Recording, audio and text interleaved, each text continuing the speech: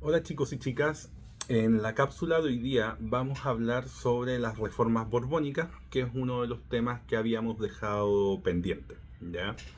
Bueno, nosotros ya a esta altura hemos analizado de manera superficial lo que es el desarrollo del régimen monárquico, como se le conoce también la colonia, en América y en Chile durante los siglos XVI y XVII. Pero una de las transformaciones más importantes va a suceder durante el siglo XVIII, es decir, durante los años 1700, cuando se produzca un cambio dinástico en España y con la llegada al poder de una nueva familia, que son los Borbones, se va a iniciar todo un proceso de modernización de América y eso va a sentar de cierta forma las bases para lo que va a ser posteriormente, a inicios del siglo XIX, el proceso de independencia. Ahora, para dar un poco de contexto a esto, hay que entender que el Imperio Español durante la segunda mitad del siglo XVII, es decir, durante el periodo la parte final del reinado de Felipe IV y durante el reinado de Carlos II, se sumió en una muy profunda crisis. Una crisis que tuvo distintos factores. Por un lado, a nivel militar, España sufrió importantes derrotas a manos de potencias emergentes, como es el caso de Francia, los Países Bajos e Inglaterra, lo que queda de manifiesto en la firma de los tratados de Westfalia, que pusieron fin tanto a la guerra de los 80 años como a la guerra de los 30 años, ambos conflictos en los cuales España tuvo un papel protagónico y ambos conflictos de los cuales salió derrotado. Si bien no es una derrota militar absoluta, pero sí en el plano geopolítico europeo, España quedó bastante debilitada tras estos conflictos. Otro factor relevante para poder entender la crisis es que culturalmente durante la segunda mitad del siglo XVII llegó a su fin lo que se ha denominado el siglo de oro español. Por lo tanto, la España del humanismo, que había sido un poco el corazón intelectual del mundo durante los siglos XVI y XVII, cedió su hegemonía a nuevos espacios de conocimiento anclados fundamentalmente en el mundo francés, alemán, holandés e inglés. Es decir, el eje del conocimiento se movió desde el mundo católico hacia un mundo protestante. Sumado a esto, hay que entender que la dinastía de los Habsburgos, que venía gobernando España y el imperio desde inicios del siglo XVI, había visto un decaimiento en la calidad de sus monarcas.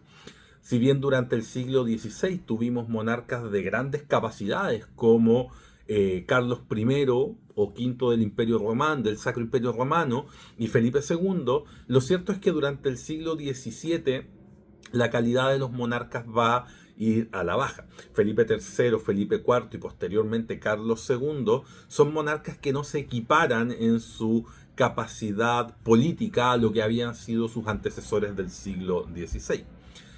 Y finalmente hay que sumar a esto, y este es un punto relevante para entender el objetivo de las reformas borbónicas, que América, que había brindado grandes riquezas a España durante el siglo XVI, durante el siglo XVII había entrado en un proceso de estancamiento.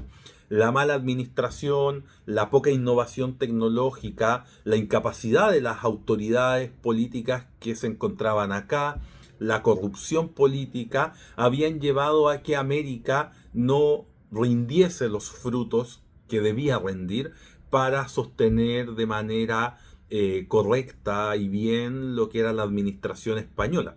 Por lo tanto, la suma de estos elementos va a llevar a que la segunda mitad del siglo XVII sea un periodo de profunda crisis. Pero lo que termina gatillando el cambio dinástico va a ser la muerte de Carlos II sin descendientes o herederos directos en el año 1700. Carlos II va a ser el último de los reyes de la Casa de Habsburgo, va a ser un monarca con una gran cantidad de limitantes, tanto cognitivas como en términos sanitarios. Por lo tanto, es un monarca del cual no se esperaba que viviese mucho. Sin embargo, igual terminó gobernando por más de 3 décadas. El punto es que, aun cuando estuvo casado 2 veces, no pudo concebir nunca un heredero. Entonces a su muerte surgió la duda sobre quién iba a heredar estos territorios. Y los candidatos fueron dos. Por un lado, encontramos a un sobrino nieto de Carlos II que tiene la juventud, tiene finalmente el linaje que lo conecta con la casa real española, pero tiene un problema y es que es francés. Y la relación entre los franceses y los españoles durante la modernidad nunca fue buena. Este presunto heredero es Felipe de Anjou, nieto de Luis XIV, que a esta época es el rey de Francia y que por lo tanto pertenece a la casa de Borbón. El otro heredero es un tío de Carlos II, que es el archiduque Francisco de Austria. Sin embargo, el problema con el archiduque es que no ha vivido nunca en España. Es un tipo que finalmente está vinculado a lo que es el mundo austriaco, que es de donde originariamente proviene la Casa de Habsburgo. Por lo tanto, tenemos estos dos candidatos. Los reinos españoles se van a dividir finalmente, los reinos españoles peninsulares se van a dividir frente a la opción de uno u otro, y eso va a llevar a una guerra civil que se va a conocer como la Guerra de Sucesión Española, que va a durar desde 1700 hasta 1715. Conflicto en el que van a intervenir una serie de potencias europeas, como es el caso de Prusia, Francia, Inglaterra, incluso el papado, cada uno velando por sus propios intereses. Al término del conflicto, quien va a terminar vencedor va a ser Felipe de Anjou, quien va a tomar el nombre de Felipe V de España. Y con la entronización de Felipe V se produce un cambio dinástico. Los Habsburgos dejan de gobernar y van a ser reemplazados por la Casa de Borbón. Ahora, el conflicto tuvo consecuencias también negativas para España. No solamente es una guerra civil que ha devastado el territorio, sino que la firma del Tratado de Utrecht, que es el que le pone fin a esta guerra, va a obligar a España primero a renunciar a sus territorios continentales. Recuerden que España no solamente tenía territorios en América, sino que también tenía territorios en Europa, específicamente en Italia. Entonces se obliga a que esta nueva dinastía que va a gobernar tiene que hacerlo sobre España, más no sobre los territorios de Italia. Entonces tenemos acá una separación, una desintegración del imperio español en Europa. Y la otra limitante del Tratado de Utrecht es que existía el miedo, y eso es básicamente la razón de la guerra en última instancia, o de que el resto de las potencias europeas intervengan, es que, como yo les había comentado, Felipe V es el heredero presunto heredero al trono de España, pero es el nieto de Luis XIV, rey de Francia. ¿Y cuál es el problema? Que Luis XIV tuvo un hijo que se murió, y este hijo había tenido un hijo que también se murió, y por lo tanto los presuntos herederos del trono de Francia están en la línea de los nietos. Y Felipe de Anjou, Felipe V de España, está en la línea de sucesión directa al trono de Francia. Entonces existía el miedo de que si en algún determinado momento se producían ciertas muertes sumamente puntuales en Francia, podía darse la situación de que el rey de España se convirtiera al mismo tiempo en rey de Francia y se produjese lo que en esa época se conocía como la unión de coronas, es decir, que dos reinos pasaran a formar uno. Y la unión de España, que es el territorio más grande y una potencia en decadencia, pero potencia al fin y al cabo, con Francia, que es una potencia emergente con un poder militar y económico bastante por sobre la media de lo que es Europa, podía significar una amenaza para Inglaterra, para Prusia, para los Países Bajos. Por lo tanto, la principal preocupación es que Francia con España no se vayan a unir.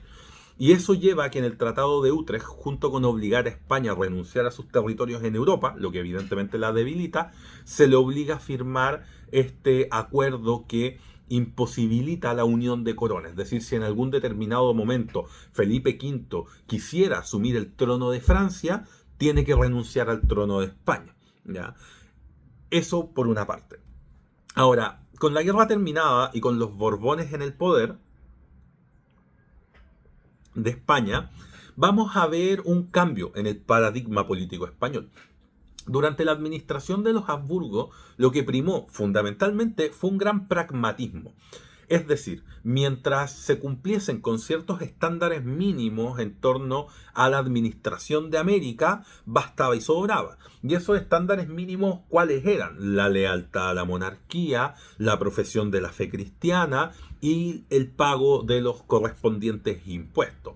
Todo lo demás que podía darse en América, aun cuando existían marcos normativos que lo regulaban todo, quedaba un poco al criterio de las autoridades que se encontraban acá. Eso va a llevar a que América se convierta durante los siglos XVI y XVII en una parte del Imperio Español, pero que va a mantener y va a desarrollar una identidad propia, tanto en lo político como en lo social como en lo económico. Porque esa es la concepción del poder que tienen los españoles, una concepción de una monarquía policéntrica, es decir, una monarquía que tiene muchos centros de poder distintos y cada uno funciona no a su antojo, pero sí bajo ciertas reglas tanto generales, pero también reglas particulares. Los franceses, como ustedes bien lo sabrán, son la cuna, o Francia es la cuna del absolutismo monárquico.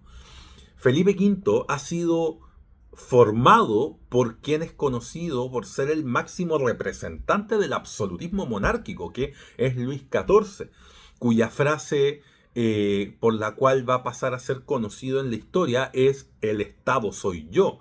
Una frase que por lo demás nunca dijo, o al menos no hay ninguna referencia de que él lo haya dicho, pero es una frase que se le asocia a él y un poco permite observar lo que es esta visión que existe en torno al poder político en Francia. Absolutismo, centralización, un monarca que finalmente no distribuye el poder entre distintos organismos, sino que él lo administra todo. Entonces, evidentemente, si ahora quienes gobiernan en España son los Borbones, que tienen su cuna de origen en Francia, va a haber un cambio de paradigma. Y para los Borbones va a ser muy difícil comprender el cómo funciona América. Ellos lo único que entienden es que América debiese producir mayor cantidad de frutos económicos para el Imperio Español y no lo está produciendo. Y la respuesta inicial que se dan es que el principal problema tiene que ver con la administración. Eso los va a llevar a enviar una serie de visitadores, dentro de ellos José de Gálvez va a ser el más representativo, a analizar la situación acá en América. Las conclusiones, por ejemplo, de Gálvez son lapidarias, es decir, él considera que acá hay un desorden administrativo enorme, que existe un salvajismo en los españoles, muy entre comillas, que habitan acá, puesto que han incorporado una serie de ¿cómo se llama?, de prácticas culturales indígenas, que se puede observar como los criollos han ido penetrando poco a poco en la estructura administrativa, y para los españoles, que en este caso ahora responden a la Casa de Borbón, todo ese pragmatismo no tiene sentido, porque básicamente ellos creen en una concepción absolutista del poder. De ahí en más es que cuando los Borbones deciden implementar una modernización de América, lo hacen a partir de esas premisas: centralizar, ordenar y finalmente imponer lo que es un despotismo ilustrado en América. Cosa que acá evidentemente va a caer bastante mal, sobre todo para las élites criollas, que a esta altura se habían acostumbrado un poco a tener este margen que le habían permitido los Habsburgo, ya un margen de libertad política y social y económica incluso en el cual moverse. Algo que los Borbones, por supuesto, van a echar para atrás y van a establecer algo que metafóricamente podríamos considerar es un cepo centralizador. Ya, un cepo como este que atrapan los osos, pero centralizador. Entonces, las reformas borbónicas tienen su origen en esa problemática. Hay que modernizar América porque es necesario que América dé los réditos económicos que España necesita. Y en el estado que América está, no los puede entregar. Las administraciones de Felipe V y de Fernando VI, que va a ser el segundo rey Borbón, van a ir en la línea de esto, aun cuando el principal monarca reformista va a ser Carlos III, quien va a ser rey de España entre 1759 y 1788, es decir, por un periodo de casi 30 años. va a ser durante su administración que se van a hacer las reformas más importantes. Ahora, no vamos a entrar en el detalle de cada una de estas reformas porque podríamos estar mucho rato hablando sobre las reformas borbónicas. Lo que sí es importante entender es que las reformas borbónicas fueron la materialización política del pensamiento ilustrado en América. Lo voy a explicar de una manera más simple. Lo que sucede es que el siglo XVIII es el siglo de la Ilustración. La Ilustración no es una corriente filosófica, no es una corriente política, no es una corriente económica, no, es algo más amplio, es una forma de pensamiento que abarca todas estas dimensiones que yo acabo de mencionar junto con tantas otras. Y el punto es que la Ilustración se va a materializar de distintas formas en distintas partes de Europa. En algunos casos, como en Inglaterra, la Ilustración va a tener una derivación política muy fuerte, que es el liberalismo, y por lo tanto vamos a ver cómo los ideales de la Ilustración se van a llevar a la práctica tanto en la dimensión social, como económica, como política.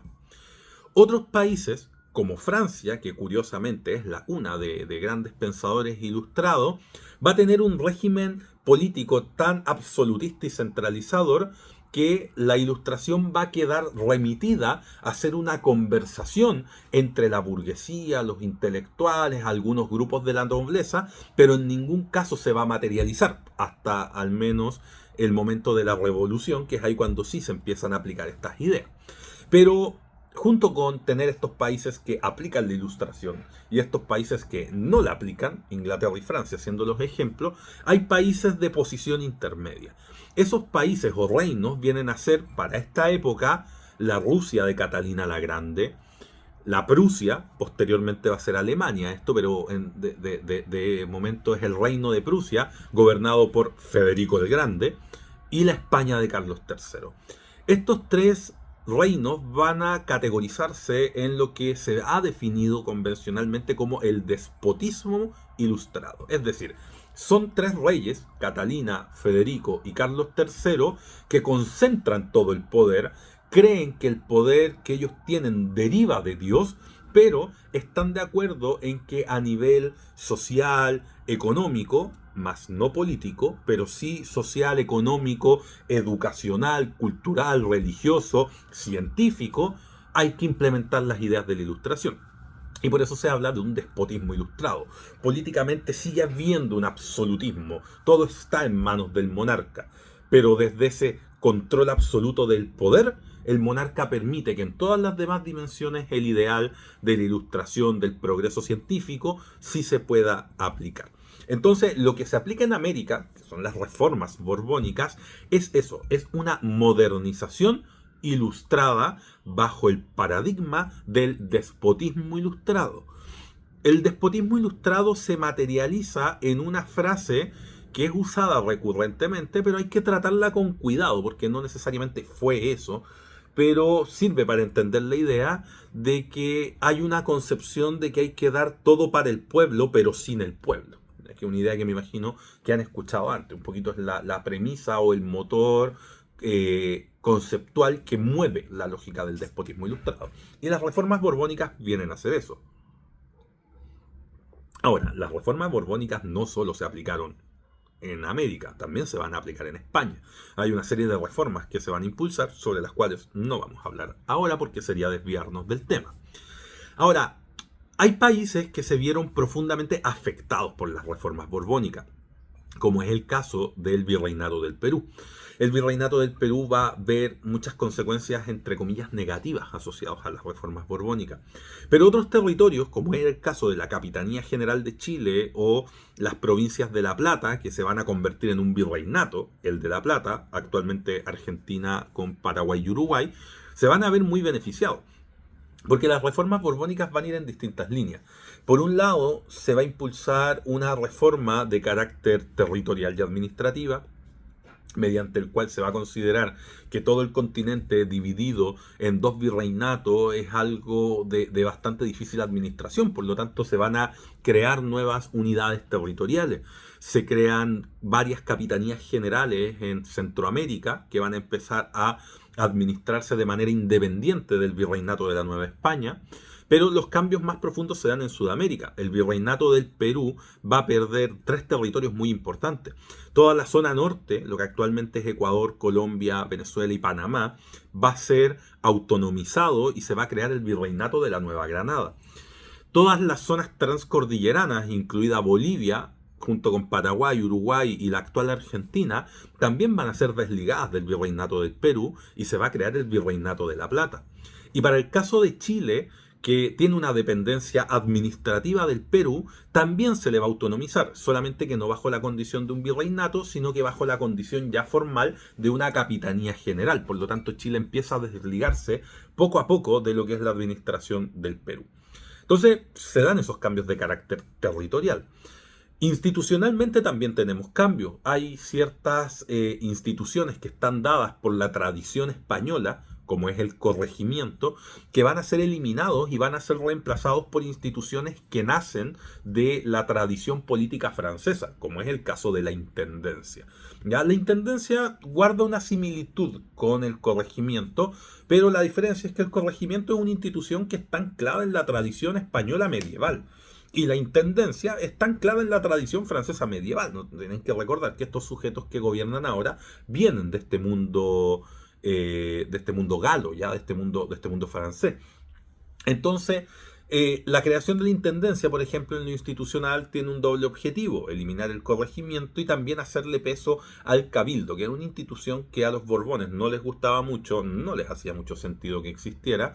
Saben que no lo pueden eliminar, por lo tanto lo que hacen es crear las intendencias, imponerlas y dotar a estas de muchas de las atribuciones que tenía el cabildo, ya dejando al cabildo bastante desarmado frente a lo que puede o no puede hacer. En el caso de Chile se van a crear 2 intendencias, la de Santiago y la de Concepción. ¿Ya? Entonces ahí tenemos una nueva división administrativa. Todo esto se va a sumar a una reforma de carácter militar, a una reforma de carácter económica que también nos va a afectar positivamente a nosotros. Se va a dar mayor libertad de funcionamiento al puerto de Valparaíso. Se va a empezar a desarrollar un eje importante de crecimiento económico en torno a Santiago, con la creación, por ejemplo, de la Casa de Moneda. Se empiezan a acuñar monedas por primera vez en Chile. Antes de eso las monedas eran traídas directamente desde el Perú. Otro factor es que el territorio se va a explorar. ¿Ya? Dense cuenta lo importante que es eso. Los Habsburgo, terminada la conquista, dejaron de explorar y revisar el territorio. Pero los Borbones encargan una serie de expediciones científicas o exploratorias para poder encontrar recursos naturales y ver qué más existe en este continente. Y el resultado va a ser bastante positivo. Para el caso de Chile se van a descubrir yacimientos de plata muy importantes, lo que por primera vez va a convertir a Chile en un escenario atractivo económicamente para la administración española. Y esa es, por ejemplo, la razón por la cual se empiezan a acuñar monedas en Chile. Hay un crecimiento económico de la burguesía y por eso se crea también el Tribunal del Consulado. Ya el Tribunal del Consulado es eso, es un tribunal, pero que soluciona solo problemas de carácter económico entre los vecinos. Y para que existan problemas de carácter económico es que ya tiene que existir una burguesía económica. Entonces Chile empieza a ver un efecto positivo en cuanto a las reformas borbónicas.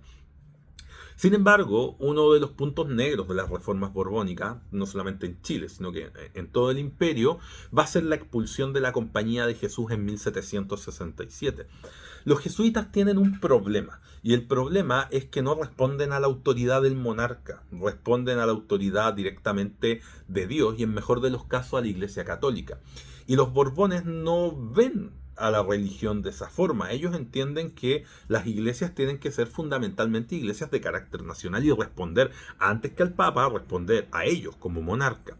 Algo que también se anclaba en la lógica del patronato regindiano, cosa que los jesuitas nunca pescaron mucho. Entonces va a suceder que las tensiones entre la corona y los jesuitas, sumado a una serie de acusaciones que se van a esgrimir contra ellos, sobre todo de haber sido los instigadores del motín de Esquilache. Si no saben lo que es el motín de Esquilache, búsquenlo, es una historia bien interesante de por qué parte. Y no se sabe a ciencia cierta si efectivamente los jesuitas tuvieron parte en esto o no, pero si asumimos que igual tenían una relación de conflicto con la corona, esto se va a utilizar como excusa para decir, bueno, son los jesuitas quienes alzaron al pueblo contra el ministro Esquilache y la corona decide expulsarlos de todos sus territorios y al poco tiempo consiguen, mediante una serie de presiones políticas, que la Iglesia Católica elimine a la orden religiosa y por lo tanto con esto ya los jesuitas desaparecen. El problema de la eliminación de la Compañía de Jesús es que tenían gran poder económico y político. Para el caso de Chile, chicos, los jesuitas se hacían cargo de muchas de las instituciones educacionales que existían, y también de los hospitales y centros productivos, los cuales van a pasar a manos del Cabildo de Santiago en muchos casos. Y ese es el punto en el que el Cabildo de Santiago empieza a generar también una experiencia política que va a permitirle a sus integrantes poder llevar a cabo el proceso que se va a iniciar a inicios del siglo XIX, que va a derivar en la independencia. Ahora, para no alargarme, un poquito raya para la suma, las reformas borbónicas, ¿qué son? La modernización ilustrada de América. El sustento ideológico es, por lo tanto, la ilustración, y esto se aplica en América bajo el principio del despotismo ilustrado. En términos generales fueron positivas en muchas dimensiones, aun cuando ciertos territorios, como es el caso de Perú, se vieron muy debilitados, pero la consecuencia negativa que tienen es que a la mejora de las condiciones económicas, políticas, administrativas, se fue desarrollando un malestar progresivo entre las élites criollas contra estas élites burocráticas borbónicas que venían básicamente a decir acá en América qué es lo que había que hacer y cómo había que hacerlo, lo que chocaba mucho considerando que durante los 150 años anteriores a las élites americanas se les había permitido cierto margen de acción más o menos libre mientras cumplieran con ciertos aspectos básicos frente a la corona. Entonces, por eso muchos historiadores consideran que las reformas borbónicas constituyen uno de los antecedentes del proceso de independencia. Sin las reformas borbónicas, junto con otros factores que tendremos que ver más adelante, es bien difícil entender el por qué se desarrolla la independencia, y también hay que vincular que parte importante de los resultados de las reformas borbónicas van a ser la base de la primera institucionalidad republicana, como es en el caso de Chile, pensémoslo de esta forma, que la Universidad de Chile se crea sobre las bases de la Real Universidad de San Felipe.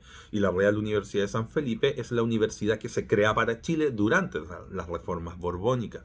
Del mismo modo que el Instituto Nacional, que es este organismo de educación secundaria, el más antiguo del país, se crea sobre la base del Convictorio Carolino y la Academia de San Luis, que eran dos instituciones de educación secundaria que habían sido creadas durante las reformas borbónicas.